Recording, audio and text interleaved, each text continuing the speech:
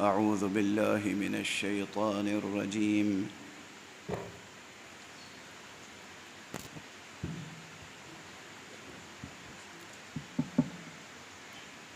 بسم الله الرحمن الرحيم. الحمد لله رب العالمين، والصلاة والسلام على أشرف الخلائق أجمعين، سيدنا وسيد الأولين والآخرين، حبيبنا وحبيب إله العالمين، شفيع المذنبين ورحمة للعالمين، أبي القاسم المصطفى محمد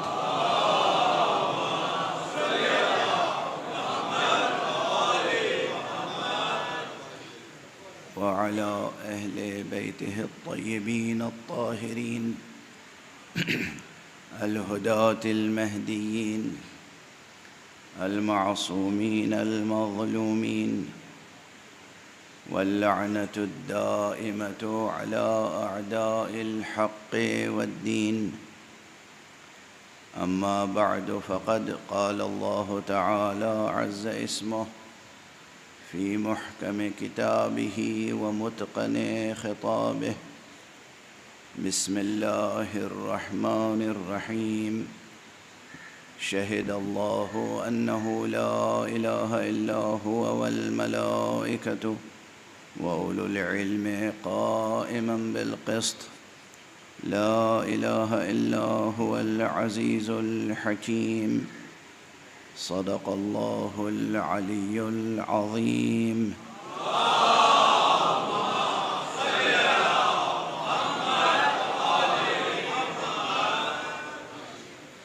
ایک اور بلندتر صلوات.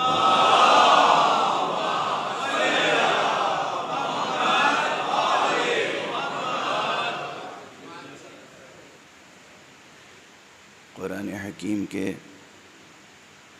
سورہ مبارکہ آل عمران یعنی تیسرے سورہ کی یہ 18ویں آیت ہے. یہ سورہ مبارکہ طویل سورہ ہے. یہ اس کے شروع ہی میں 18ویں آیت ہے جو مسلسل آپ حضرات کی خدمت میں تلاوت کر رہا ہوں. اور آیہ شہد اللہ کے عنوان سے مشہور ہے، معروف ہے. اس کی تلاوت کے آثار بہت ہیں. اس کی تلاوت کے بھی آثار بہت ہیں. سنگین اور وزین فکری اور فلسفیانہ گفتگو کہ تو خیر آپ حضرات عادی ہو گئے ہیں، لیکن اسی میں کچھ لطیف اور وزین جو بیک وقت لطیف بھی ہوں اور وزین بھی، وہ بھی چیزیں آپ حضرات کے ذوق کے مطابق اور مجلسی تقاضوں کے مطابق اور عملی زندگی کو روشن سے روشن تر کرنے کے لیے عرض کرتا رہتا ہوں. کبھی کبھی جو اس وقت بے ساختہ ایک روایت یاد آ رہی ہے جو اس آیت کے تعلق سے تفسیر کی کتابوں میں موجود ہے. دو ملائکہ کی گفتگو ہے. دو ملک ایک دوسرے سے گفتگو کرتے ہیں، دو فرشتے، اور ایک شخص کے تعلق سے. ایک شخص ہے گنہگار ہے اور دن بھر میں اس نے بہت سے گناہ کیے. اب دیکھیے یہاں پر یہ چیز نہیں ہے کہ جان بوجھ کر گناہ کیے یا سہون گناہ ہوئے. کچھ سہون ہوں گے، کچھ جان بوجھ کے ہوں گے. انسان ہے بلا. گناہ کیے، فرشتہ اس کو لکھتا رہا. یہ فرشتہ ادھر سے چلا اور وہ شخص ادھر اپنی خوابگاہ کی طرف چلا اور سونے سے پہلے اس نے تلاوت کی شہد اللہ انہ لا الہ الا ہو والملائکۃ واولو العلم قائما بالقسط لا الہ الا هو العزیز الحکیم۔ یہ جا ہی رہا تھا کہ ادھر سے تیزی سے دیکھا ایک فرشتہ اتر کے آ رہا ہے، بیچ میں ملاقات ہوئی، کہا بھائی کیا لے کے آ رہے ہو خبر؟ کہا وہ فلاں شخص آج میں بہت ہی غیظ و غضب میں ہوں، بالکل سیاہ نامہ اعمال لے کے آ رہا ہوں۔ کہا اچھا میں تو اس کے لیے مژدہ لے کے آ رہا ہوں۔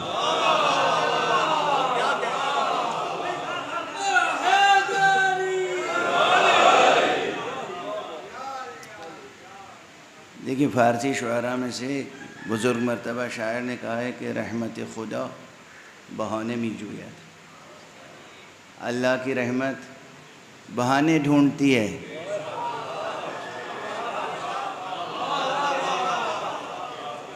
اللہ کی رحمت بہانے ڈھونڈتی ہے، اللہ اپنے بندوں کو سزا دینے کا کوئی شوق نہیں رکھتا۔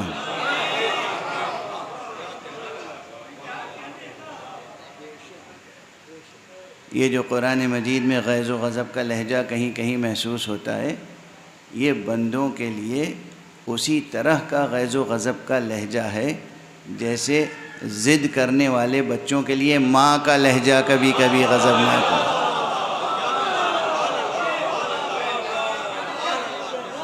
ایک صلوات پڑھ دیجیے۔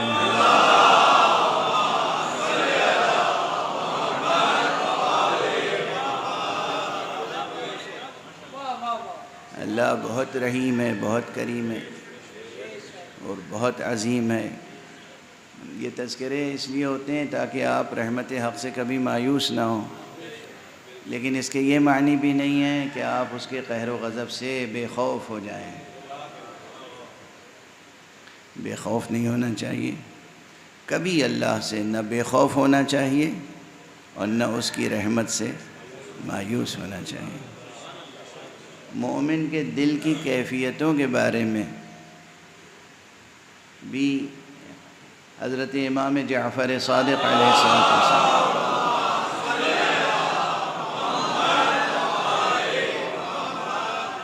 کا یہ ارشاد گرامی ہے کہ المؤمن بین مخافتین، مومن جو ہے وہ ہمیشہ دو طرح کے خوف کے درمیان رہتا ہے، دو طرح کے خوف کے درمیان رہتا ہے۔ یہ دو طرح کا خوف کیا ہے؟ ایک خوف یہ کہ پتہ نہیں ماضی میں جو گناہ ہوئے ہیں کہیں اس میں کوئی ایسا گناہ نہ ہو کہ جو ناقابل عفو ہو، تو یہ خوف رہنا چاہیے۔ کتنی ہی عبادت کر لیں آپ، کتنی ہی تسبیحیں استغفار کی پڑھ لیں آپ،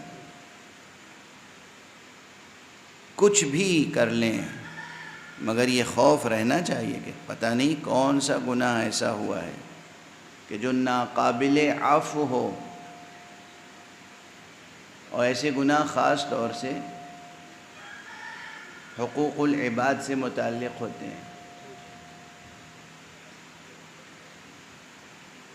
معاملات میں ہوتے ہیں۔ خود یہ جو فقرہ ہے نا، یہ حقوق کا لفظ آ گیا تو یہ بات بھی مجھے یاد آ گئی کہ قائما بالقسط کا جو فقرہ ہے اس میں یہ حال حضرت حق سبحانہ و تعالیٰ کے لیے بھی ہے، بلکہ اکثر مفسرین یہی کہتے ہیں کہ یہ حال شہدہ میں جو ضمیر پوشیدہ ہے، یا شہد اللہ ہو، جو اللہ ہو جو موجود ہے یہاں پہ فاعل، اس کا حال ہے کہ وہ گواہی دیتا ہے، اللہ گواہی دیتا ہے قسط پر قائم رہتے ہوئے۔ تو قسط کی ایک تعریف تو میں نے ذکر کی تھی، قسط یعنی عادل، اور قسط سے مراد یہ ہے کہ قسط یعنی عادل کا وہ برتر پیمانہ کہ جس میں عدل کے تقاضے بھی پورے ہو جائیں اور احسان کے تقاضے بھی پورے ہو جائیں۔ تو یہ ہے اپنی جگہ، لیکن بعض مفسرین نے اسے اور ذرا واضح کرنے کی کوشش کی ہے، تو وہ کہتے ہیں کہ قسط سے مراد دراصل یہ ہے، آپ کے ہاں بھی اردو زبان میں بھی لفظ قسط استعمال ہوتا ہے ایک خاص معنی میں، جب آپ کوئی قرض یا کوئی شے کسی کو ٹکڑوں میں قسط کر کے دیں، کسی کو 100 روپے دینے تو 10 روپے کر کے آپ دیں، تو یہ مفہوم اردو میں ہے، لیکن عربی میں اس سے ذرا برتر مفہوم یہاں پر مراد لیا ہے بعض اہل لغت اور بعض مفسرین نے، کہ اعطاء کل ذی حق حقہ، ہر صاحب حق کو اس کا حق دینا، یہ قسط ہے۔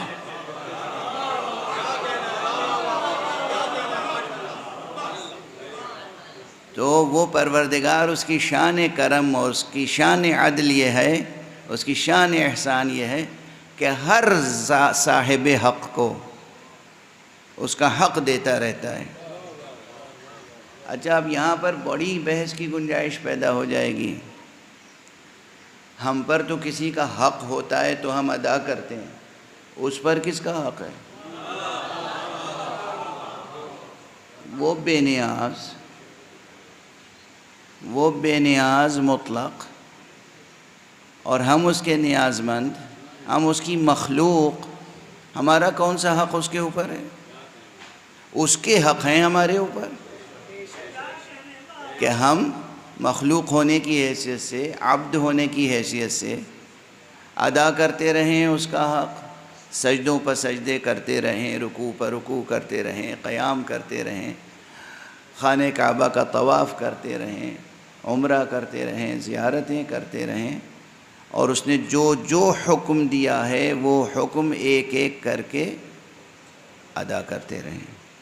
بندگان خدا کے لیے جو اس نے احکام ارشاد فرمائے ہیں وہ بھی ہم ادا کرتے رہیں۔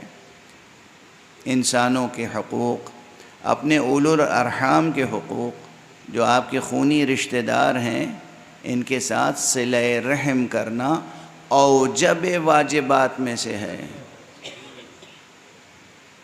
تمام عبادتیں اپنی جگہ، لیکن ماں کا حق، ہمارے ہاں تو ایسی روایتیں بھی ہیں کہ اگر آپ کوئی سنتی نماز پڑھ رہے ہیں، مستحب نماز پڑھ رہے ہیں، اور ماں نے آواز دے دی تو نماز توڑ دیں اور پوچھیں کہ مادر گرامی کیا مسئلہ ہے۔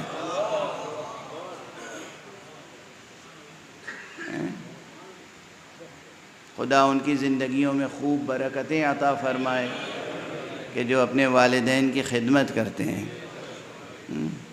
یہ مجلس حسین سے یہ اسباق بھی لے کے جایا کریں، یہ یاد دہانیاں بھی ضروری ہیں۔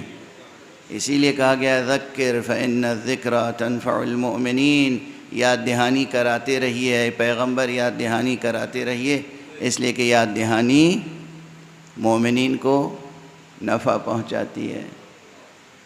بہت غفلتیں ہو جاتی ہیں معاملات میں۔ ماں باپ کا حق بہت بڑا حق ہے۔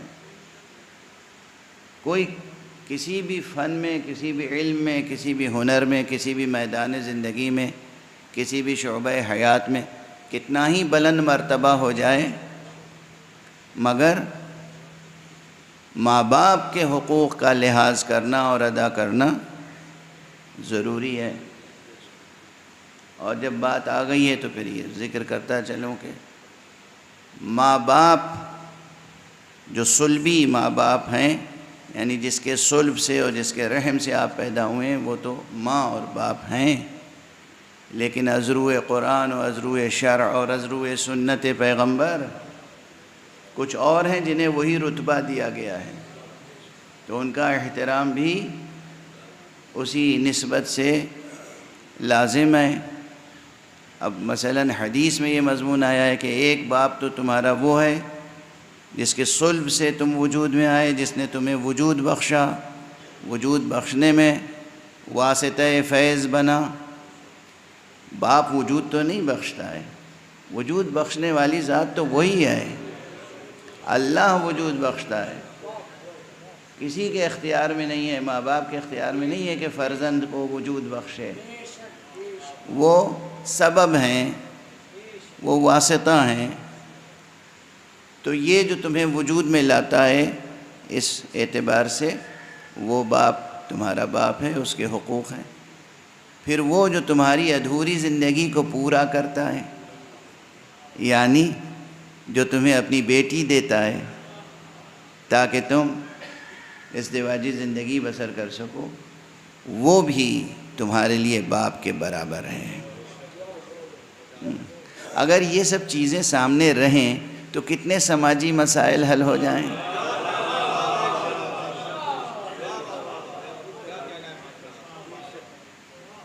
ایک اولو العزم جواں مرد انسان کو ذرا سی بات میں طیش نہیں آنا چاہیے۔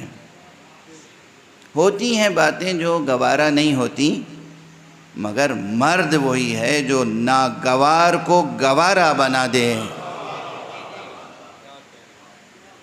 یہ ظرفیت ہونی چاہیے نا، انسانی شخصیت کی اخلاقی ظرفیت۔ کتنا اچھا عنوان ہے، یہ پوری کتاب لکھی جا سکتی ہے اس پر۔ ایک صلوات پڑھیے محمد۔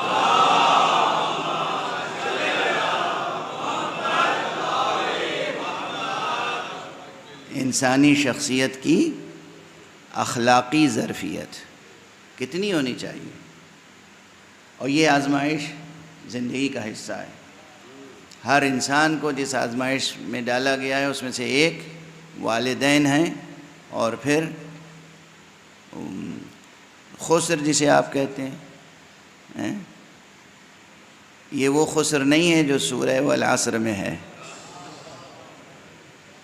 والعصر ان الانسان لفی خسر، وہ خسر الگ ہے، خسران نقصان، لیکن جو اپنی بیٹی دیتا ہے وہ باپ کے برابر ہے۔ تیسری وہ شخصیت جو آپ کو علم دے، استاد، وہ بھی باپ کے برابر ہے، وہ باپ کے برابر ہے۔ اب دیکھیے اسلام نے کیا تعلیم دی ہے، پرانی قدریں کیا تھیں، اور آج کل ذرا یونیورسٹیز کا ماحول دیکھ لیجئے کہ پروفیسر صاحبان اور ان کے اسٹوڈنٹس کے درمیان کس قسم کا رشتہ ہوتا ہے، کیسی قدریں بدلتی جا رہی ہیں۔ شاذ و نادر خال خال اب بھی مل جاتے ہیں، یورپ میں بھی، امریکہ میں بھی، اور یہاں بھی، ہر جگہ جو اچھے اساتذہ ہیں، اچھے پروفیسر ہیں، چاہے وہ کرسچن ہوں، جو ہوں، کوئی ہوں، کسی مذہب سے ہوں،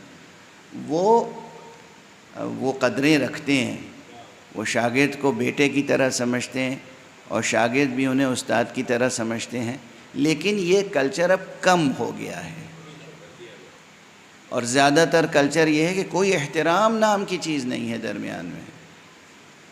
اسٹوڈنٹس کہتے ہیں آپ کیا ہیں، کس چیز کا احترام؟ ارے آپ تنخواہ لیتے ہیں، سخن فروشی کرتے ہیں، تو کسی بھی قسم کا احترام باقی نہیں رہ گیا۔ وہ زیادہ سے زیادہ چاہتے ہیں کہ طالب علم کا استحصال کریں، اور طالب علم بھی اگر ہوشیار انہی کی عقل کا حامل ہے تو وہ چاہتا ہے کہ ہم زیادہ سے زیادہ ان کا استحصال کریں۔ تو اب احترام کے رشتے کی بجائے استحصال کا رشتہ بن گیا ہے۔ جو میں عرض کرتا ہوں کہ تعلیم کبھی عبادت تھی، اب تعلیم تجارت ہے، اور یاد رکھیے جہاں بھی تجارت کا عنصر آ جائے گا وہاں پھر استحصال ہی کا مسئلہ ہوگا۔ وہ آگے کئی نقطے ہیں، اسے آپ پر کر لیجئے گا، fill in the blanks۔ ایک صلوات پڑھ دیجئے محمد۔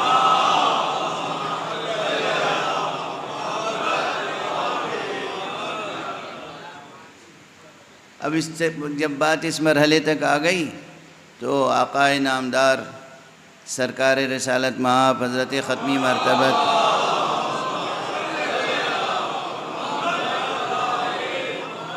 صلی اللہ علیہ وآلہ وسلم کا یہ مشہور ارشاد گرامی یاد دلا دوں آپ کو کہ آپ نے فرمایا کہ انا وعلی ابوا ہذہ الامہ، میں اور علی اس امت کے باپ ہیں۔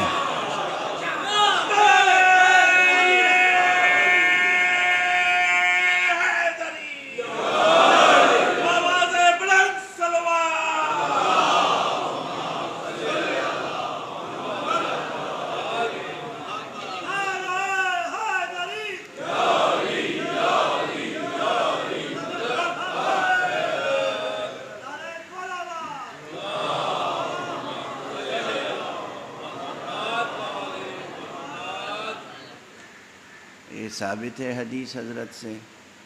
تو اب جب ایک باپ کا جو رتبہ شناس ہوگا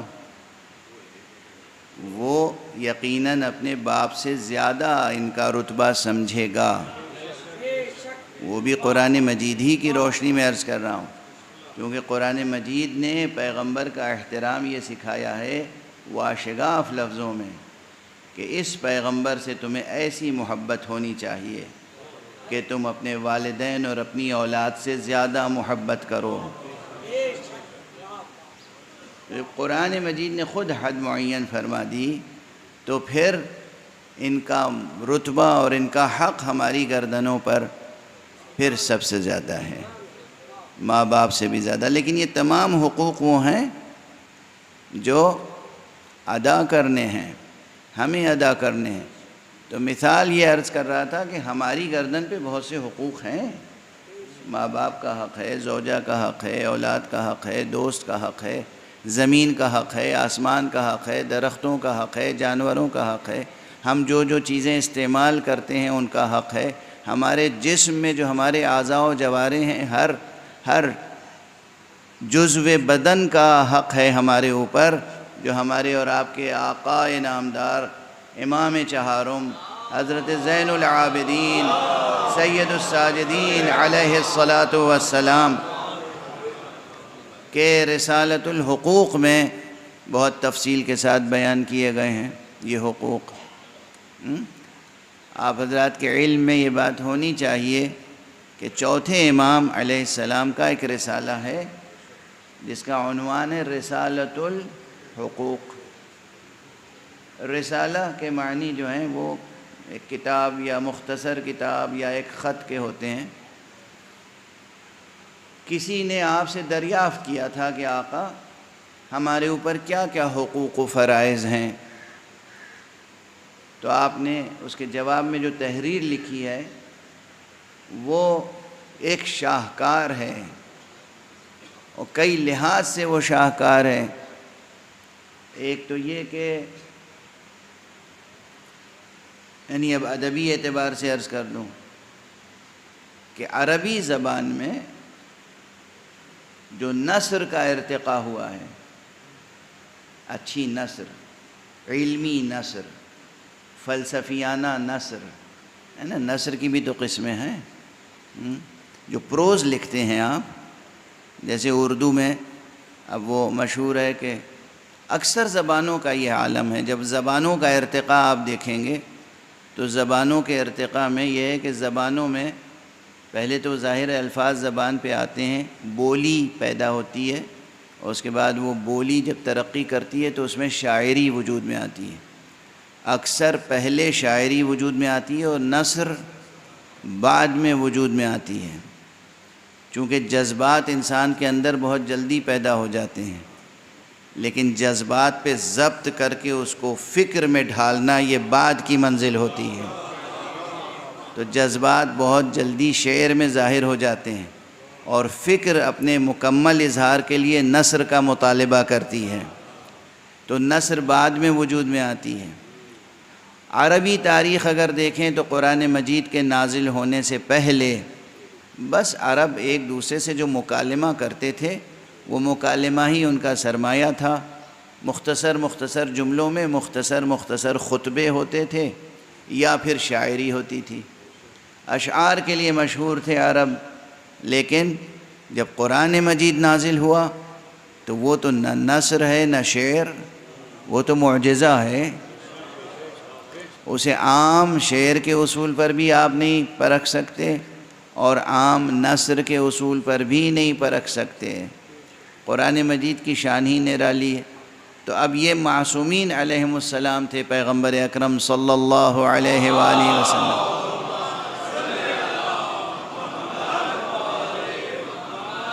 اور جناب امیر المومنین علی ابن ابی طالب علیہ السلام،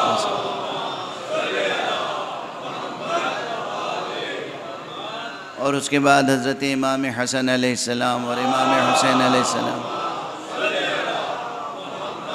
اور حضرت امام زین العابدین علیہ السلام۔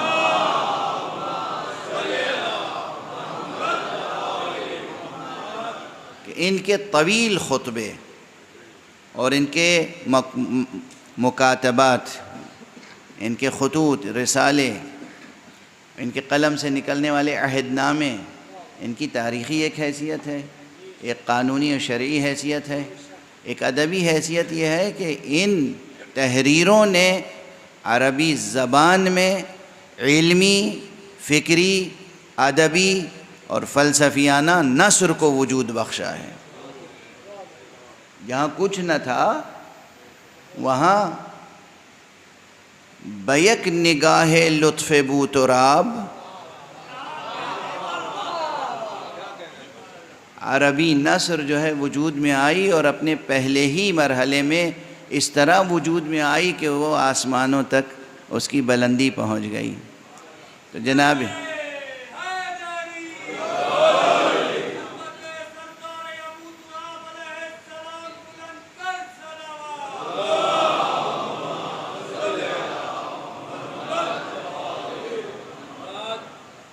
تو اس کے بعد جب آپ ڈھونڈیں گے عربی نثر میں ایکیڈمک نقطہ نظر سے اگر آپ ریسرچ کریں تو پھر رسالہ ملے گا چوتھے امام، امام زین العابدین علیہ السلام،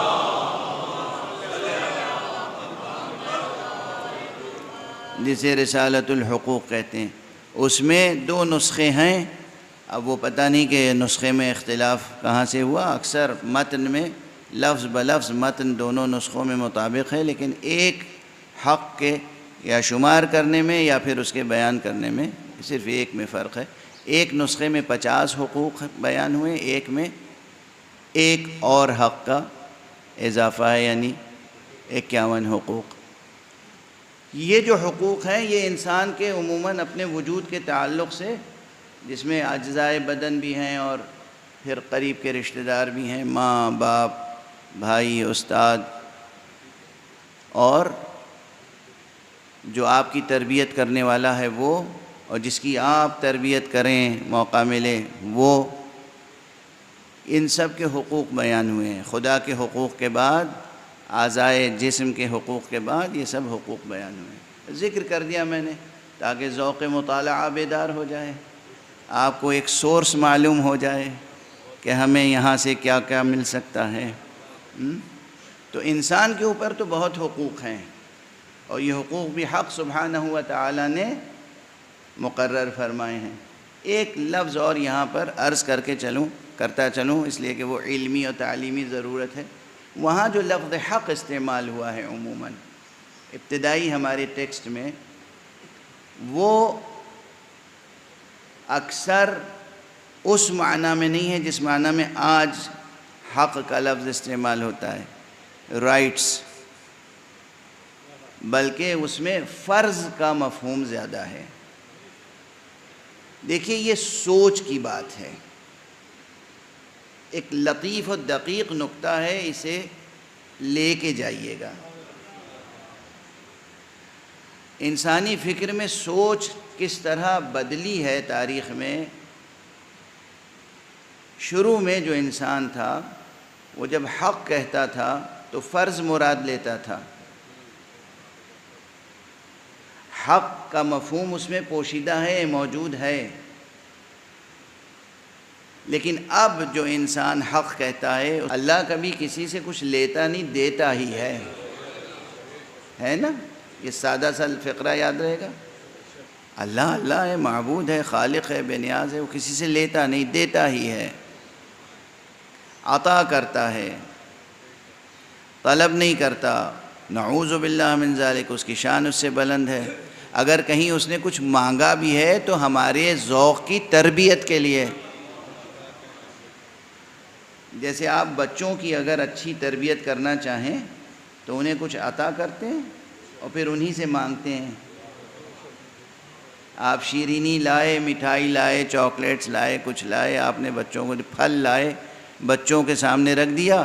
اب دیکھا 2 بچے آپس میں لڑ رہے ہیں، سب چاہتے ہیں ہم لے لیں، تو ان کی تربیت کے لیے آپ کہتے ہیں انہیں دو، لاؤ مجھے دو.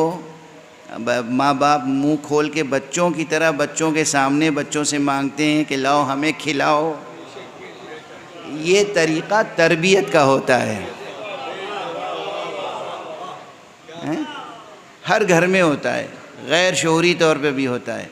فطرت بتاتی ہے ماں باپ کو کہ اس بچے کو کھانا تو سیکھنے کی مشکل نہیں، کھلانا یہ مشکل ہے. تم سکھاؤ کہ کیسے کھلایا جائے، کیسے. تربیتی نکات ہیں یہ کہ ماں باپ جو ہیں وہ بچے کے سامنے بچہ بن کے بیٹھ جاتے ہیں کہ ہمیں کھلاؤ. ٹھیک ہے نا. اچھا، اللہ سبحانہ و تعالیٰ نے یہ فطرت ڈھالی ہے تو اللہ دینے ہی والا ہے، لیکن پھر بھی وہ کبھی کہتا ہے کہ لاؤ ہمیں بھی تو قرض دو.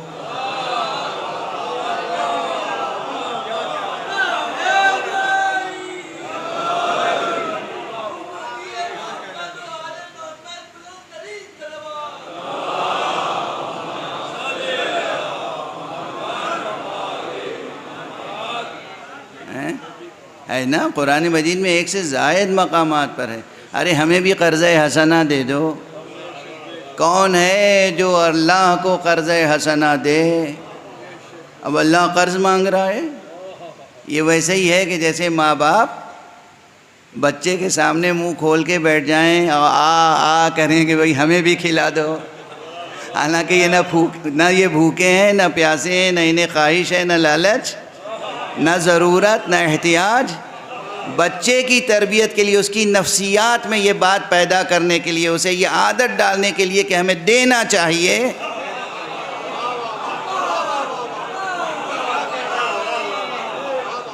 وہ اس طریقے سے تربیت کرتے ہیں، اور یہ بھی کہیں ٹریننگ لے کے نہیں آتے، فطری طور پر ایسا ہے. ہر پورے مغرب سے مشرق تک، گوری نسل ہو، کالی نسل ہو، زرد نسل ہو، سب میں یہ عادتیں مشترک ہیں کیونکہ فطرت کا تقاضا ہے.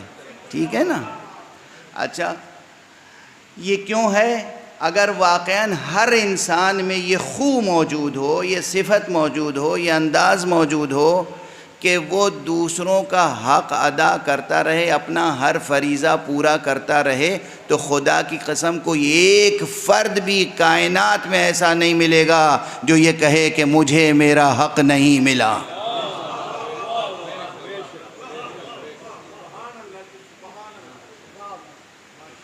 فطرت میں یہ چیز ہے نہفتہ و پوشیدہ. اور لفظ حق کے لغوی معنی میں بھی فرض کا کے معنی موجود ہے، اور اس معنی میں اسلام کی کلاسیکی عبارتوں میں، کتابوں میں یہ لفظ استعمال ہوا ہے.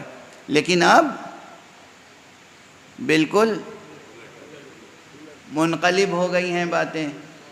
تو اب جب حق کہتے ہیں تو صرف وہ چیز مراد ہوتی ہے جو ہمیں لینا ہے، اور ہمیشہ بس حق لینے کے لیے نعرے لگتے ہیں.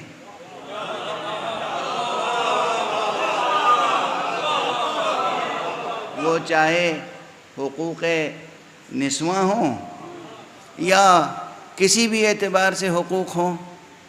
اور اب تو دنیا اس قدر پست ہو گئی ہے کہ دنیا میں گنہگار گناہ کرنا اپنا حق سمجھتے ہیں،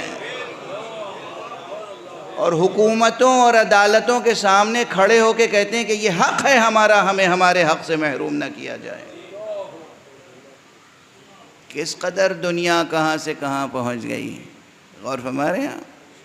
مقام عبرت ہے، مقام شرم ہے. یہ انسان کدھر جا رہا ہے؟ گناہ کرتے ہیں، گناہ کو اپنا حق سمجھتے ہیں، اور حق کو عدالتوں اور حکومتوں سے طلب کرتے ہیں. اور دنیا کی بڑی طاقتیں ان کی سرپرستی کرتی ہیں، ان کے لیے فنڈز فراہم ہوتے ہیں. اپنے اپنے ملکوں کو ایسے سرپرستوں کی سرپرستی سے آزاد کرائیں.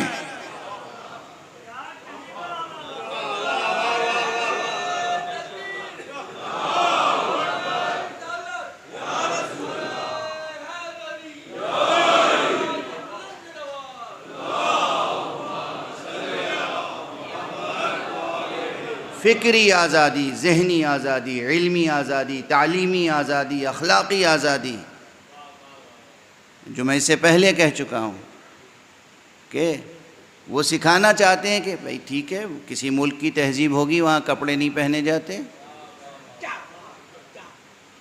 لیکن آپ یہ کیوں چاہتے ہیں کہ ہم اپنے ملک میں بھی یہی رائج کریں؟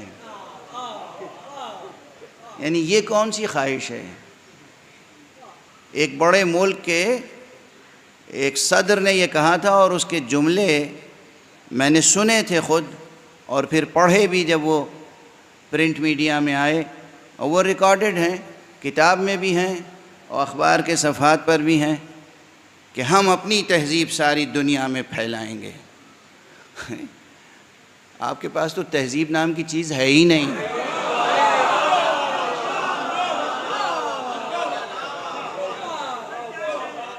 کس چیز کو آپ تہذیب کہتے ہیں؟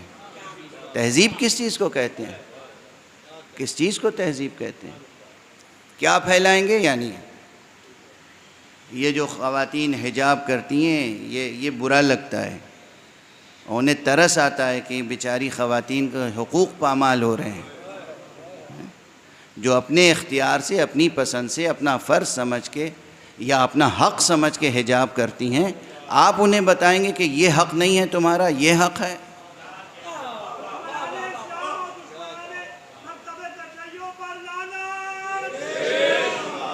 دیکھیے، صرف زبان سے لعنت کے نعرے نہ ادا کیا کیجیے۔ اللہ آپ کو اجر دے، لیکن نعروں سے بات نہیں بنتی، نہ نعروں سے امت بنتی ہے، نہ نعروں سے معاشرہ بنتا ہے، نہ نعروں سے کچھ حاصل ہوتا ہے۔ نعرے تو آپ کی ایک مقدار انرجی ہوا میں ضائع ہو گئی۔ نعرے کی ضرورت جب ہو تو نعرہ لگائیے، اذان دیا کیجیے۔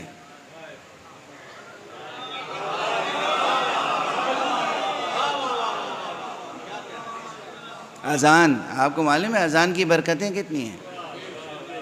لیکن اب جدید دنیا کے لوگوں کو ہماری اذانیں بھی تو کھٹکتی ہیں۔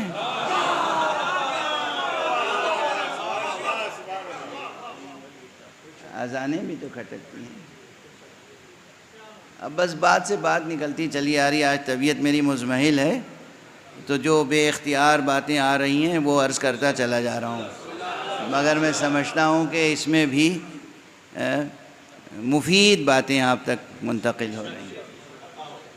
کہیں میں نے عرض کیا تھا، اور پھر آپ کے سامنے عرض کر رہا ہوں، چونکہ بات اس مرحلے تک آ گئی، یہ تنہا اذان جو ہے نا، یہ فصول اذان، اللہ اکبر، اشہد ان لا الہ الا اللہ، اشہد ان محمد رسول اللہ، اشہد ان علی ولی اللہ، حی علی الصلاح، حی علی الفلاح، حی علی خیر العمل، یہ جو فصول اذان ہے، اس میں سے ہر جملے کو ایک فصل کہتے ہیں۔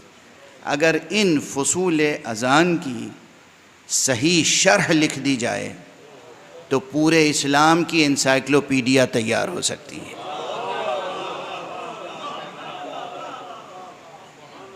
جو مفصل اسلام ہے نا، اصول سے لے کر فروع تک، فلسفے سے لے کر اخلاقی جزئیات تک، یہ سب سمٹ کے آ گیا ہے ان فصول اذان میں۔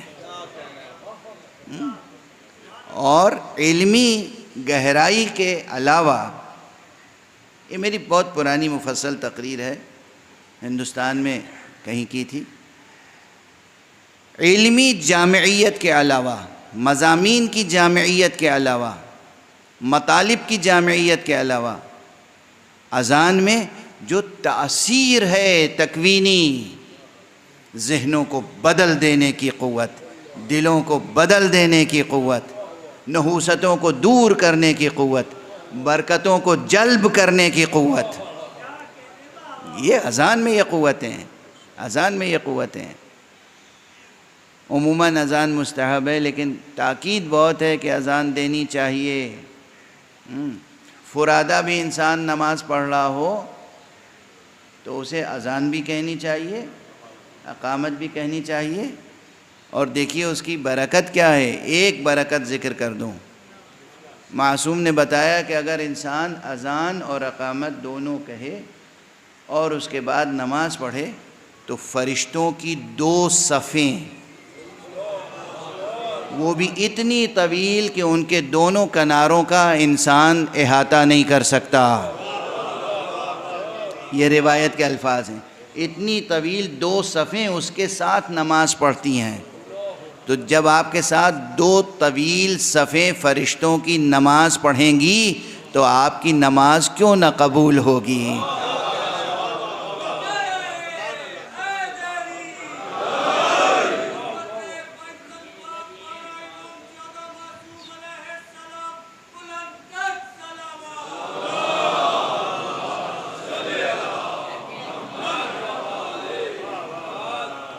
یہ جو شریعت کے مستحبات ہیں ان کو بھی حتی المقدور، حتی الوسع، حتی الامکان چھوڑنا نہیں چاہیے. یہ جو مستحبات ہیں، واجبات میں تاثیریں تو اور بھی قیامت کی ہیں. یہ تو مستحبات ہیں، واجبات میں تو اور بھی قیامت کی تاثیریں ہیں. تو بہرحال یہ اذان میں بھی میں نے عرض کیا کہ پورا اسلام سمویا ہوا ہے. بات بہت پھیلتی اور بکھرتی نہ چلی جائے تو میں پھر سمیٹ لوں کہ ہماری اذانیں بری لگتی ہیں، ہمارا لباس برا لگتا ہے، ہماری ہر چیز بری لگتی ہے، ہماری تہذیبی قدریں آپ کو برائیاں نظر آتی ہیں اور آپ اپنی برائیوں کو اچھائیاں کہہ کر پیش کرتے ہیں. تو یہ ہمارے صحافیوں کا فرض ہے، یہ ہمارے دانشوروں پر فرض ہے، یہ ہمارے لکھنے والے ادیبوں شاعروں پر فرض ہے کہ ایسے موقع پر کسی بھی اعتبار سے کسی باطل قوت سے مرعوب نہ ہوں، اپنی تہذیبی اور ثقافتی میراث کی حفاظت کریں اور خودداری کا ثبوت دیں. حقیقی دانشوری کا تقاضا سچی دل سوزی ہوتی ہے، اس دل سوزی کا حق ادا کریں. ایسا نہ کریں کہ اپنی نسلوں کو ایسے پالنے والوں کے سپرد کر دیں کہ جو نسلوں کو برباد کر دیں. تعلیم گاہوں کی حفاظت کی ضرورت ہے، تربیت گاہوں کی حفاظت کی ضرورت ہے، تاکہ یہ دیکھیے یعنی اگر واقعاً ہر فرد اپنے ماتحت اور اپنے ارد گرد جتنے رشتے ہیں اس کا حق ادا کرتا رہے فرض سمجھ کر، تو کہیں کوئی ایک فرد ایسا نہ ملے گا جو کہے کہ ہمیں تو ہمارا حق نہیں ملا، اور نتیجے میں پھر ٹکراؤ یا رنجش یا دشمنی کا موقع ہو اور پھر احتجاج کرنے کی نوبت آئے. ضرورت ہی نہیں آئے گی، ہر ایک کو اس کا حق ملتا رہے گا اور بسہولت ملتا رہے گا. جیسے خدا عطا کرتا رہتا ہے بے طلب، ایسے ہی وہ چاہتا ہے کہ اس کے بندے حقوق ادا کرتے رہیں بغیر احتجاج کے. یہ تربیت اسلامی، یہ ہے تربیت اسلامی کہ حق ادا کرتے رہیں. بہرحال اب وہ قسط کے لفظ سے بات چلی تھی اور یہاں تک آ گئی کہ خود قائمم بالقسط کے معنی یہ ہیں کہ اللہ سبحانہ و تعالی اس شان سے اپنی وحدانیت اور اپنے معبود برحق و معبود واحد ہونے کی گواہی دیتا ہے کہ جس کا جو حق ہے وہ دیتا چلا جاتا ہے. وقت گزر گیا، مجھے تو اندازہ ہی نہیں ہوا، اور ابھی صلب موضوع میں گفتگو زیادہ آگے نہ بڑھ سکی.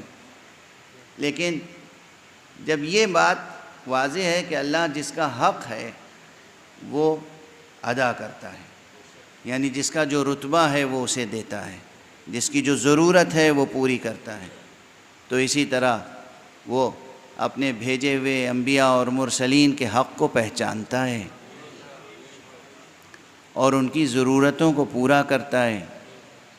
وہ جانتا ہے کہ محمد مصطفیٰ صلی اللہ علیہ وآلہ وسلم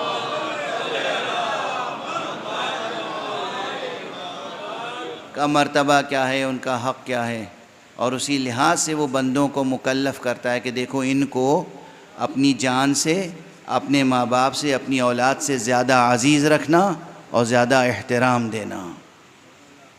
اور پیغمبر فرماتے ہیں انا وعلی ابوا هذه الامہ، میں اور علی دونوں اس امت کے باپ ہیں۔ یہ حدیثیں سنتے رہتے ہیں آپ، لیکن بھئی وہی بات ہے کہ ذکر فإن الذکریٰ تنفع المؤمنین۔ ابھی جب میں آ رہا تھا مجلس کے لیے تو یہاں جو سوزخانی فرماتے ہیں پروردگار ان کے توفیقات میں اضافہ فرمائے، یہ کچھ دو مصرے اس طرح کے کہہ رہے تھے کہ تم ذکر علی کرتے رہو اور یہ بات بھی دل میں اتر ہی جائے گی کبھی نہ کبھی۔ مجھے یہ شعر بہت پسند ہے، بہت اچھا لگتا ہے کہ کبھی نہ کبھی دل میں یہ بات اتر ہی جائے گی۔ اور ہم دیکھ رہے ہیں کہ لوگ اسلام قبول کر رہے ہیں کرۂ ارض پر، کس تیزی کے ساتھ اسلام پھیل رہا ہے اور کس تیزی سے وہ اسلام پھیل رہا ہے جسے پھیلنے کا حق ہے۔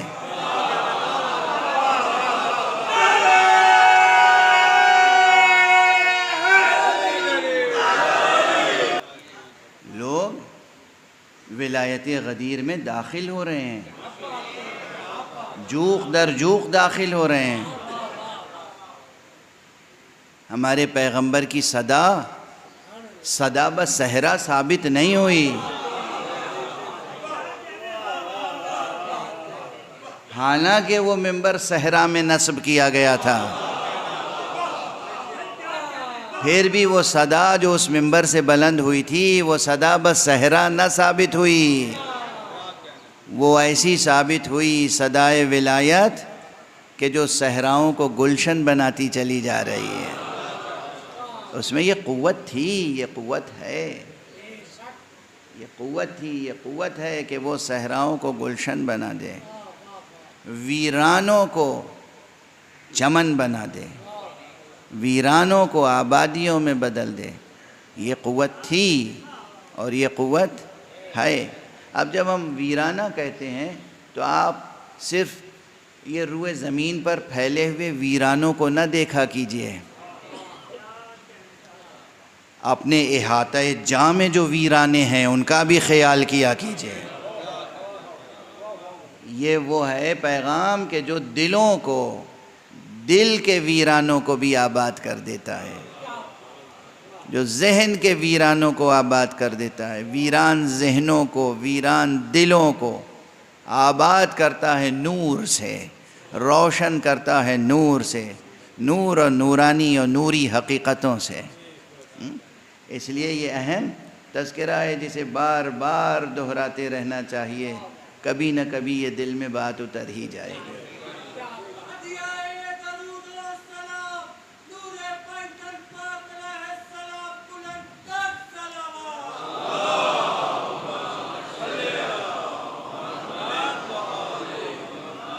پروردگار حق شناس ہے، اس سے بڑا کون حق شناس ہوگا؟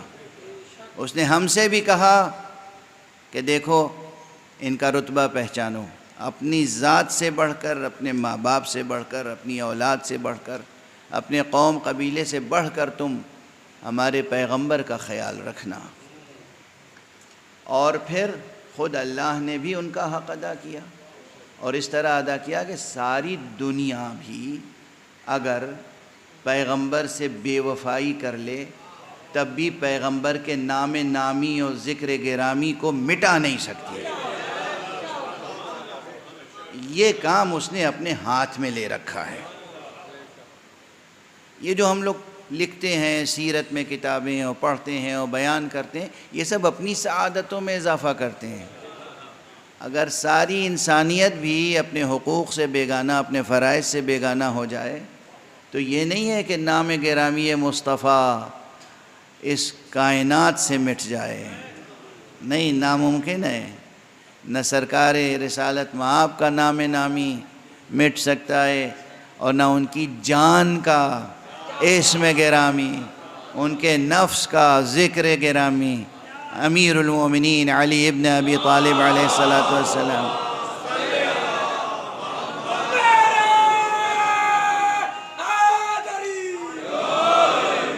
کا ذکر کبھی نہیں مٹ سکتا۔ کبھی میں نے عرض کیا تھا کہ دیکھیے تو صحیح، اب ذکر پہ بات آ گئی ہے، دیکھیے آج کل تو بہت جلدی آپ اس بات کو فوراً میں اشارہ کروں گا اور سمجھ جائیں گے، اس کرۂ ارض پر، گلوب پر، پورے گلوب پر اذان ہی کو دیکھ لیں، ابھی ایک مسجد کی اذان ختم نہیں ہوتی کہ دوسری مسجد کی اذان شروع ہو جاتی ہے، یعنی ایک شہر کی اذان ختم نہیں ہوتی کہ دوسرے شہر کی اذان شروع ہو جاتی، ایک ملک کی اذان ختم نہیں ہوتی کہ دوسرے ملک کی اذان شروع ہو جاتی ہے، ایک خطے اور ایک علاقے اور ایک ٹائم زون اور ایک جغرافیائی زون کی اذان ختم نہیں ہوتی کہ دوسرے زون کی شروع ہو جاتی ہے۔ اس کے معنی یہ ہیں کہ 24 گھنٹے مسلسل کرۂ ارض پر اشہد ان محمد الرسول اللہ کی آواز گونج رہی ہے۔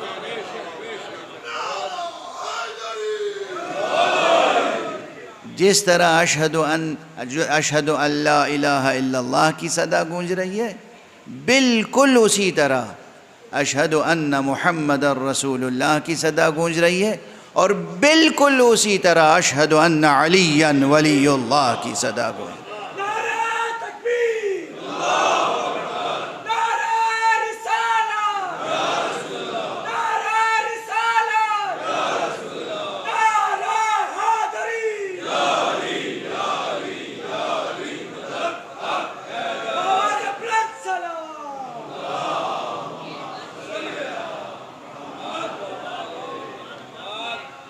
یہ رفعت ذکر مصطفیٰ و علی یہ کیوں ہے؟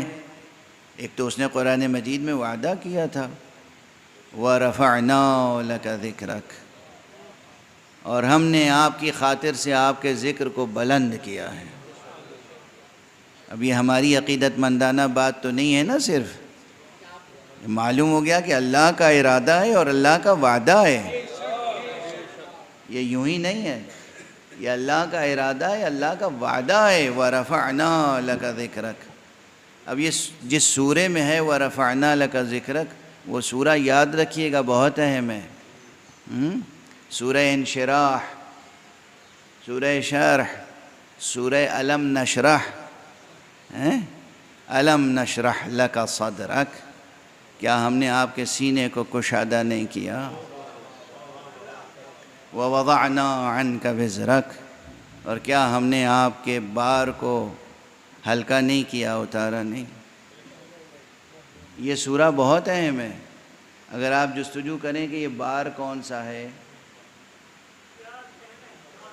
اور یہ شرح سے مراد کیا ہے، تو قرآن ہی کی بہت سے، اب یہ ایک ایسی اصل اصیل ہے، ایسا اصول ہے تفسیر کا کہ جسے میرا خیال ہے کہ ملت اسلامیہ کا ہر مسلک قبول کرتا ہے، ہر مسلک، توجہ رکھیے گا، ہر مسلک قبول کرتا ہے۔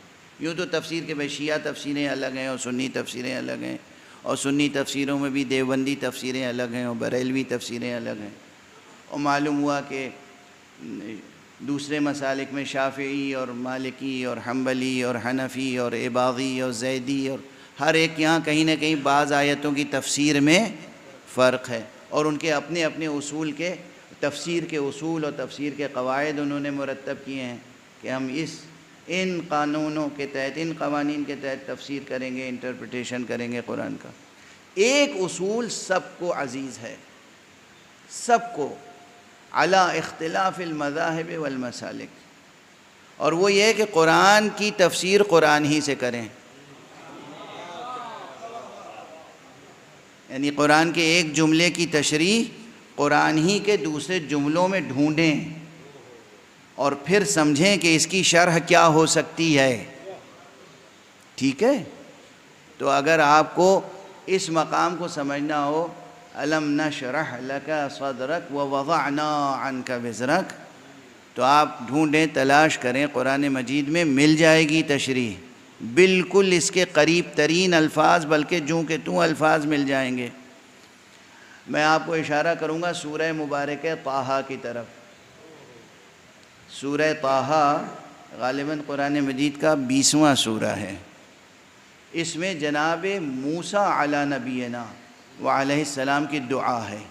اس میں جناب موسیٰ نے فرمایا ہے رب اشرح لی صدری،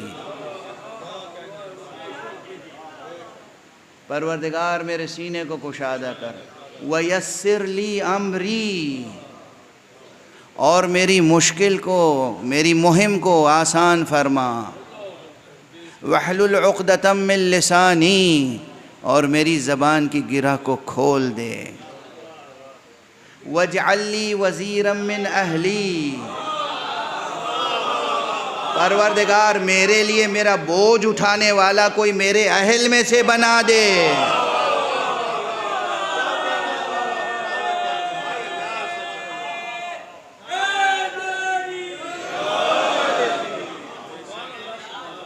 قرآن ہی ہے نا، رب اشرح لی صدری ویسر لی امری واحلل عقدۃ من لسانی یفقہوا قولی، ان کو توفیق دے کہ میری بات سمجھ سکیں. اچھا، واجعل لی وزیرا من اہلی، اور میرا بار اٹھانے والا کوئی میرے اہل میں سے بنا دے. اب یہ سلسلہ دعا جو ہے وہ یہاں تک پہنچا کہ حق سبحانہ و تعالی نے یہ فرمایا کہ اُوتیت سؤلک یا موسیٰ، اے موسیٰ تم نے جو سوالات کیے، جو طلب کیا مجھ سے، وہ تمہیں دے دیا گیا. تو وہاں سوال بھی ہے اور جواب بھی ہے. سورہ الم نشرح کو اسی کی روشنی میں پڑھیے. پروردگار فرماتا ہے الم نشرح لک صدرک، کیا ہم نے تمہارے سینے کو کشادہ نہیں کیا؟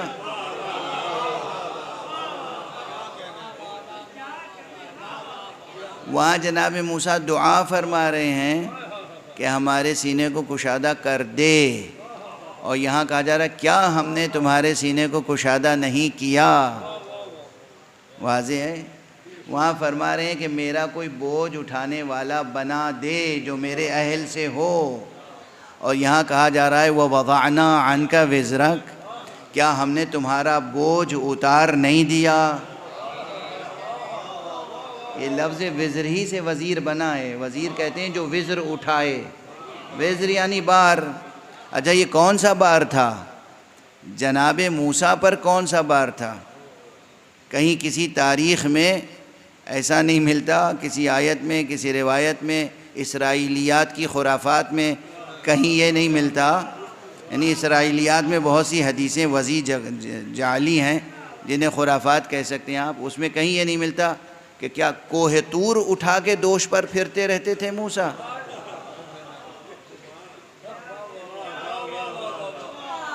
یہ بوجھ کون سا بوجھ تھا؟ یہ بار کون سا بار تھا کہ جس کے لیے پریشان تھے کہ پروردگار کوئی بار اٹھانے والا مجھے عطا کر، معین فرما. اور دیکھیے نبی کی دعا ہے. نبی کی دعا کے معنی ہے کہ نبی ہوتا ہے، وہ اپنے مرتبے کو پہچانتا ہے، خدا کے مرتبے کو پہچانتا ہے، وظیفے اپنے سمجھتا ہے. اگر اپنا وزیر بنانے کا اختیار نبی کے پاس ہوتا تو خدا سے دعا نہ کرتے کہ وزیر بنا دے.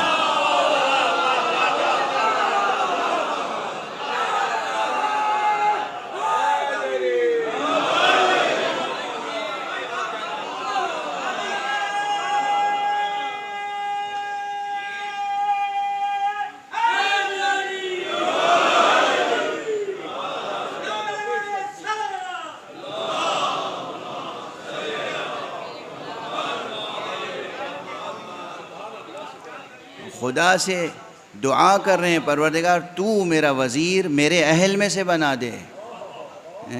یعنی گویا اس نقطہ نظر سے کون اہل ہے کون نہیں ہے یہ مسئلہ بھی خدا پہ ڈالا گیا. دنیا والوں کو نہیں کہا گیا کہ تم پہچان لو کہ کون اہل ہے کون اہل نہیں ہے. خدا پہ بات ڈالی ہے جناب موسیٰ نے.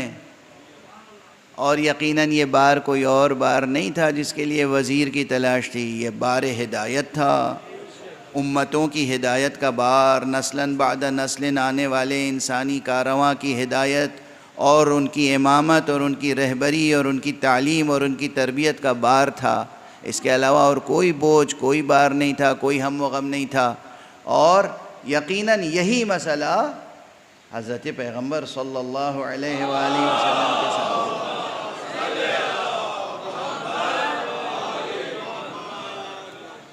یعنی جناب موسیٰ تو معلوم ہے کہ کتنے سال کے لیے، کئے برس کے لیے وہ ان کی نبوت تھی. بعد میں جناب عیسیٰ کو آنا تھا اور اس کے بعد حضرت پیغمبر کو آنا تھا. تو یہ فرض کیجئے کہ 1000، 1500، 2000 برس کا ان کے اوپر ایک بار ہدایت تھا، کم و بیش. لیکن جو خاتم النبیین ہو، اسے قیامت تک آنے والی نسلوں کی ہدایت کا ہم و غم ہے. فکر ہے کہ قیامت تک جو نسلاً بعد نسل یہ انسانی کارواں آئے گا، اس پورے انسانی کارواں کی ہدایت کا مسئلہ ہے. تو کس قدر بوجھ اور وزن محسوس ہوتا ہوگا.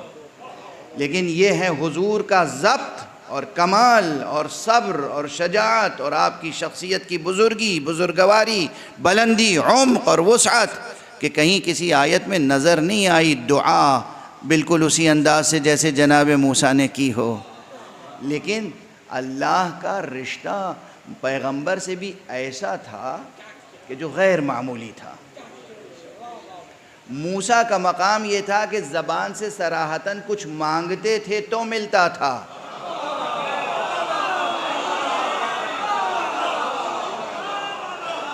حضرت خاتم کی حیثیت یہ تھی کہ اگر دل میں کوئی خواہش پیدا ہوئی اور بس یوں آسمان کی طرف دیکھ لیا تو پروردگار فرماتا تھا کہ قد نرا تقلب وجہک فی السماء، ہم دیکھ رہے ہیں کہ آپ چہرہ اٹھا کے آسمان کی طرف دیکھ رہے ہیں، اب ہم آپ کی آرزو پوری کر دیں گے.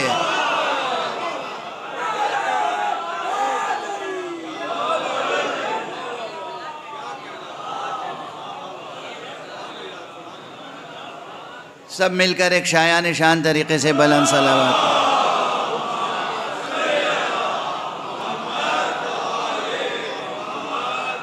اب اس کی تفصیل الگ ہے، لیکن مربوط کر دوں اس مقام سے کہ وہاں جناب موسیٰ نے کہا کہ رب اشرح لی صدری، اور یہاں جناب پیغمبر سے حق سبحانہ و تعالیٰ نے کہا الم نشرح لک صدرک، کیا ہم نے تمہارا سینہ کشادہ نہیں کیا؟ ووضعنا عنک وزرک، اور کیا تمہارا بوجھ ہم نے ہلکا نہیں کر دیا؟ یعنی گویا کہہ رہے ہیں کیا ہم نے وزیر نہیں بنا دیا؟ خدا کہہ رہا ہے پیغمبر سے کہ ہم نے وزیر بنا دیا، امت کہہ رہی ہے کہ نہیں بنایا.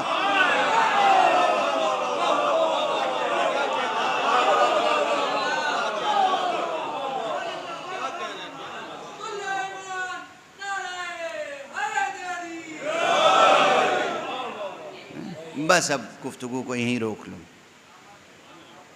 وزیر بنایا بھی تو کیسے کو بنایا؟ یعنی یہ جو شہد اللہ انہو لا الہ الا ہو، اللہ خود گواہی دیتا ہے کہ وہ معبود برحق ہے. اس کو اس مقام پر اسی طرح سے بندے کی طرف سے گواہی دینے والا، یہ کہنے والا یا من دل علی ذاتہ بذاتہ، اے وہ کہ جس نے اپنی ذات پر اپنی ذات ہی کے ذریعے سے دلالت کی. علی کے علاوہ کوئی نظر نہیں آتا. جناب مولا کائنات علیہ السلام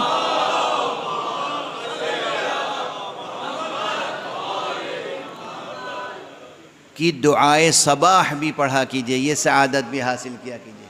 ایک دعا ہے آپ کی دعائے صباح، جو صبح میں آپ نماز پڑھنے سے قبل یا نماز پڑھنے کے بعد، سورج نکلنے سے پہلے گویا آپ یہ دعا پڑھتے تھے، یہ دعا ان لفظوں میں دعا کرتے تھے، جس کا ایک فقرہ صرف میں نے عرض کیا. وہ دعا ادبی لحاظ سے بھی اور اس کا متن جو ہے اس قدر پرشکو ہے کہ اپنی جگہ اعجاز ہے. اس کا ایک فقرہ یا من دل علی ذاتہ بذاتہ، اے وہ پروردگار کہ جس نے اپنی ذات کی طرف اپنی ہی ذات کے ذریعے سے رہنمائی کی. جو خدا کو بلا فصل پہچان سکے وہی گواہی دے سکتا ہے اس کی وحدانیت کی، اور ہم اسی کو بلا فصل تسلیم کرنے پر مجبور ہوتے ہیں۔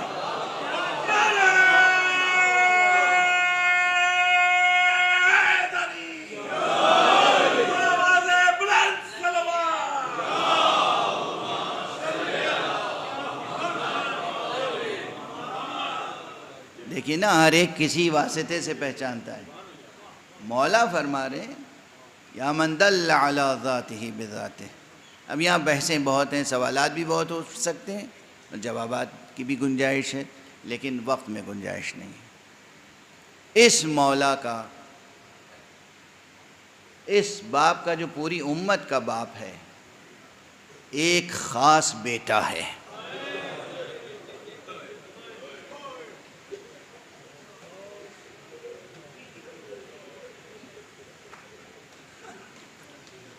امت کی بدقسمتی ہے کہ جس نے نہ باپ کی قدر پہچانی نہ بیٹے کی۔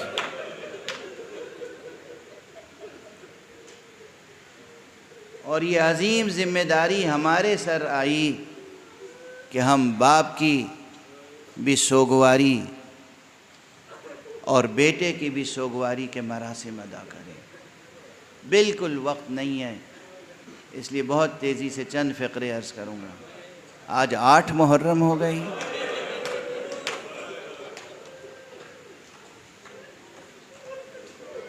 ظاہر ہے یوں تو سب کی شہادتیں روز عاشورہ ہوئی تھیں، لیکن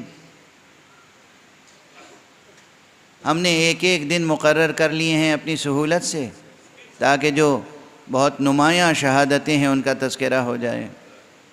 تو 8 محرم مخصوص ہے نا خدائے وفا، علمدار لشکر خدا، حضرت ابو الفضل العباس، سقائے اہل بیت، سقائے حرم حسینی، سقائے سکینہ پر گریہ و ماتم کے لیے مخصوص ہے۔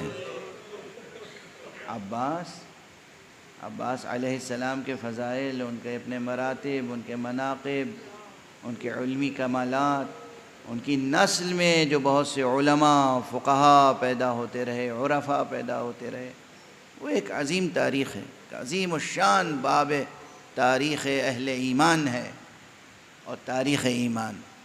لیکن آج اب ان تمام چیزوں کے بیان کا کہاں موقع ہے؟ ماتم داری کے لیے، سوگواری کے لیے، صف عزا روشن کرنے کے لیے تو تذکرہ بس اس بات کا ہوتا ہے کہ کس طریقے سے شب عاشور جناب عباس نے جانثاری کے مضمون پر خطبہ ارشاد فرمایا، کس طریقے سے صبح عاشور سے جنگ کرنے کے لیے، ایک بھرپور جنگ کرنے کے لیے بےتاب ہو رہے تھے، لیکن چونکہ اپنے بڑے بھائی کو صرف بڑا بھائی نہیں سمجھتے تھے یہ فرزند رسول ہیں، یہ حجت حق ہیں، یہ حجت خدا ہیں، یہ جانشین رسول ہیں، امام وقت ہیں، امام برحق ہیں، اس لیے ان کی اطاعت ہم پر فرض ہے۔ تو خود صاحب نظر اور صاحب نظریہ ہونے کے باوجود، خود کامل العقل اور کامل الفکر ہونے کے باوجود، خود اولو العزم ہونے کے باوجود، مکمل طور پر ایک خود سپردگی کی کیفیت تھی، جو آقا کی مرضی۔ 2 محرم کو کربلا میں کارواں جب پہنچا، اسی وقت ممکن تھا کہ جنگ ہو جاتی، اور زہیر نے نعرہ لگا دیا تھا، لیکن خود آقا حسین نے صرف اس خیال سے کہ کہیں عباس زہیر کی بات کو مان نہ لیں اور کہیں وہ آستین نہ الٹ لیں، ان کو، ان کے جذبات کو ضبط کرنے کے لیے آقا حسین نے سہارا جناب زینب کا لیا۔ بہن زینب، شہزادی خزادی زینب، تمہیں اللہ بہت اجر دے گا، تمہیں معلوم ہے نا ہم کیوں کربلا آئے ہیں؟ ارے ہمیں تو مشیت پہ عمل کرنا ہے، ہمیں تو قربانیاں دینی ہیں، ذرا عباس کو بلا کے سمجھا دو، کہو یہ جنگ کرنے کا وقت نہیں ہے۔ 2 محرم سے لے کر اور شب عاشور آ گئی، ایک ایک موقع پر حضرت عباس کا جذبہ جہاد بیدار ہوتا رہا، لیکن آقا کی چشم و ابرو دیکھ کر ضبط کرتے رہے۔ 9 محرم کو جب دشمنوں نے گستاخی کی اور حملے کے ارادے سے قریب آ گئے خیمہ گاہ کے، تو جناب عباس نے اپنی تلوار سے ایک نشان کھینچ دیا زمین پر، کہا بس اب اس کے آگے نہ بڑھنا جب تک میں آقا سے اذن لے کر آ نہ جاؤں۔ تشریف لائے اور بس ایک جملہ کہا، آقا دشمنوں نے حملہ کر دیا ہے، گویا یہ اذن جہاد لے رہے ہیں کہ اب مجھے اجازت دے دیجئے، لیکن اللہ رے ابتلاء و آزمائش شجاعت عباس۔ آقا امام حسین نے پھر کہا، بھیا عباس جاؤ ان سے ایک شب کی مہلت لے لو۔ جو جنگ کے لیے تڑپ رہا تھا اس سے مہلت لی گئی، اس کے ذریعے سے مہلت لی گئی۔ دیکھیے یہ مشہور واقعات ہیں اور آپ کی آوازیں بھی بلند ہیں، آپ کی آنکھوں سے آنسو بہہ رہے ہیں۔ جناب عباس علیہ السلام نے وہ شب کی مہلت لی، صبح عاشورہ نمودار ہوئی اور سلسلہ شروع ہو گیا جہاد کا، مجاہدے کا، شہداء کا سلسلہ شروع ہوا، یہاں تک کہ اصحاب کا سلسلہ ختم ہو گیا اور اہل بیت میں سے بنی ہاشم میں سے بھی کئی شہید راہ خدا میں جان نذر کر چکے۔ تو جناب عباس تشریف لائے، آقا اجازت ہے کہ اب میں بھی جا کر قربانی پیش کر دوں؟ اور اس وقت بھی سرکار سید الشہداء نے فرمایا، عباس تم تو میرے لشکر کے علم بردار ہو، اجرکم علی اللہ، اجرکم علی اللہ۔ کیا کیا مقامات ہیں! اب ان مکالموں کی شرح و تفسیر بیان کرنے کی نہ طاقت ہے، نہ سکت ہے، نہ وقت میں گنجائش ہے۔ آقا عباس نے کہا، آقا یہ تو بتائیے وہ لشکر اب کہاں رہ گیا جس کا میں علم دوں؟ کبھی میں اس کی تشریح کر چکا ہوں کہ انہوں نے یہ سوال کیوں کیا اور انہوں نے یہ جواب کیوں دیا، کیونکہ لشکر تو ایک ایسا بڑا لشکر موجود تھا، بلکہ کئی لشکر تھے جو عام انسانوں کو آنکھوں سے نظر نہیں آتے تھے۔ تو آقا حسین نے کہا کہ تم تو میرے لشکر کے علم بردار ہو، لیکن حضرت عباس کو وہ ظاہری افراد کی طرف اشارہ کرنا مقصود تھا کہ اب لشکر کہاں رہ گیا جس کا میں علم بردار ہوں۔ آقا نے پھر کہا، اچھا اگر تم نے میدان میں جانے کا ارادہ کر ہی لیا ہے تو ذرا دیکھو تو خیام سے بچوں کی التش التش کی آوازیں بلند، بچوں کی پیاس بجھانے کا کوئی اہتمام کرو۔ ہائے جو دونوں ہاتھوں سے برابر سے شمشیر زنی کر سکتا تھا، اس کے ایک ہاتھ میں علم دے دیا، ایک ہاتھ میں مشکیزہ دے دیا۔ عباس جہاد کا حق ادا کریں تو کس طرح سے کریں، پھر بھی تشریف لے گئے ہیں۔ شیر شیر ہی ہوتا ہے، مجاہد مجاہد ہی ہوتا ہے، بہادر بہادر ہوتا ہے۔ پھر آپ کی شخصیت میں جو ہیبت تھی، رعب تھا، وہ پورے لشکر کو ہرا دینے کے لیے کافی تھا۔ تشریف لے گئے اور اس طرح کامیابی حاصل کی کہ فرات کو چلو میں اٹھا لیا۔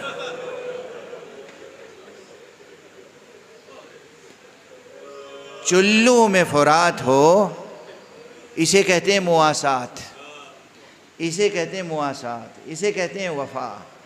مواسات میں اس مرتبہ غالباً 2-3 مرتبہ عرض کر چکا، مواسات تاکہ یہ لفظ یاد رہے، اس کے معنی یاد رہیں، اور جب کوئی لفظ بھی ذہن میں پڑ جاتا ہے تو اس کے معنی بھی انسان کی سیرت پہ اثر ڈالتے ہیں۔ تو جناب عباس کی شأن مواسات یہ ہے، مواسات یعنی دوسرے کے غم میں، دوسرے کی مصیبت میں، دوسرے کی مشکل میں شریک حال ہونا۔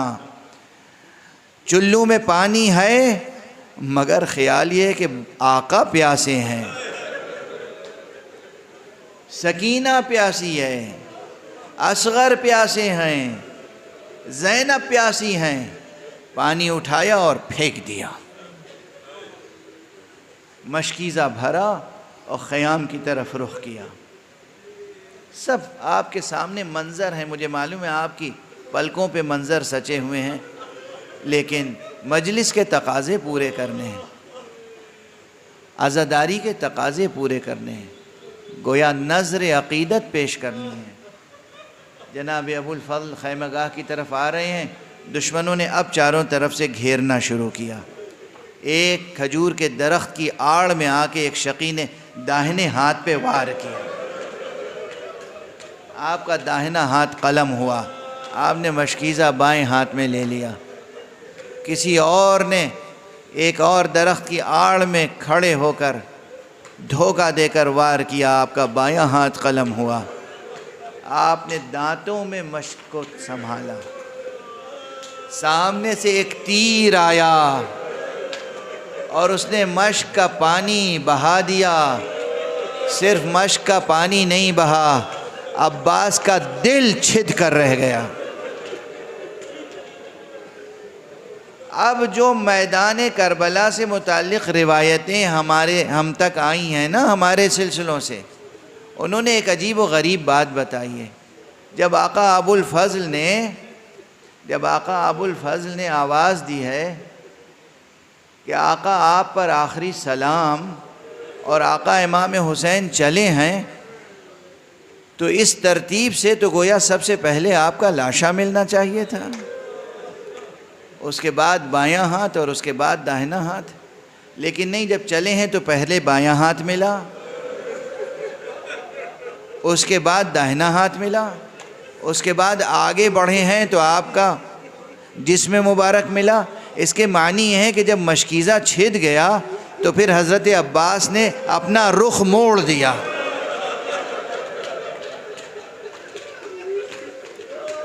خیمہ گاہ کی طرف جانے کے بجائے دوبارہ میدان کی طرف رخ کر لیا۔ واہ عباسا، بہت ابھی بیان مصائب کے رخ موجود ہیں، مگر وقت بالکل تمام ہو چکا، تو میں ایک بات عرض کر دوں بس، اور وہ یہ ہے کہ دونوں شانے تو قلم ہو گئے تھے۔ جب سر مبارک پر گرز لگا ہے اور آپ زمین پر آئے ہیں تو بس قابل فکر ہے کہ کس طرح زمین پر آئے ہوں گے۔ گھوڑے سے زمین پر آنے والا ہر سوار جب آتا ہے تو کم سے کم ہاتھوں کے سہارے سے زمین پر آتا ہے۔ یہ سوال وہ ہے جو سب سے پہلے جناب ام البنین نے کیا تھا۔ جب جناب ام البنین کو بتایا گیا کہ شہادت سے پہلے دونوں شانے قلم ہو گئے تھے، کہا رہے یہ تو بتاؤ پھر میرا لال گھوڑے سے زمین پر کیسے آیا؟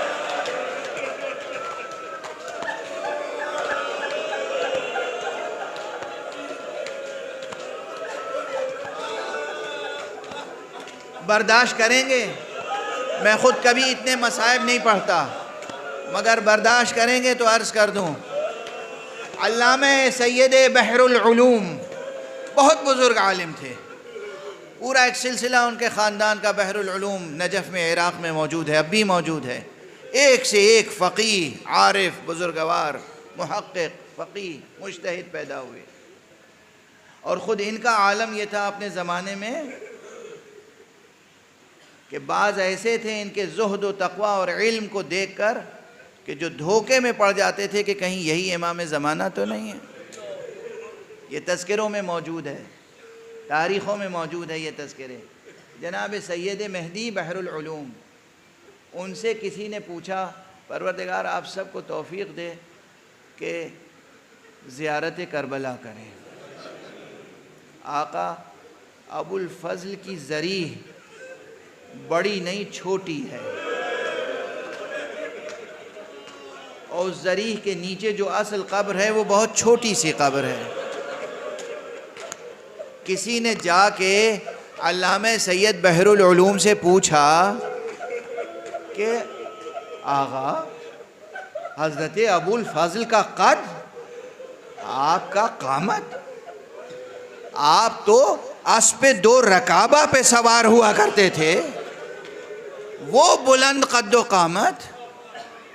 یہ کیا وجہ ہے کہ آپ کی قبر بہت چھوٹی سی ہے؟ انہوں نے سر و سینہ پیٹ کے کہا تمہیں معلوم نہیں ہے کہ کربلا میں کیا کیا مصائب ہوئے؟ حضرت عباس ان شہداء میں سے ہیں کہ جن کا سر مبارک قلم کرنے کے بعد دشمنوں نے ان کے پورے جسم کو ٹکڑے ٹکڑے کر ڈالا، اور جب دفن کے لیے آئے تو پھر کوئی چارہ نہ تھا کہ جسم کے ٹکڑوں کو جمع کر کے ایک گٹھری سی بنائے اور قبر میں رکھ دیں. واہ عباسا واہ علیہ واہ حسین.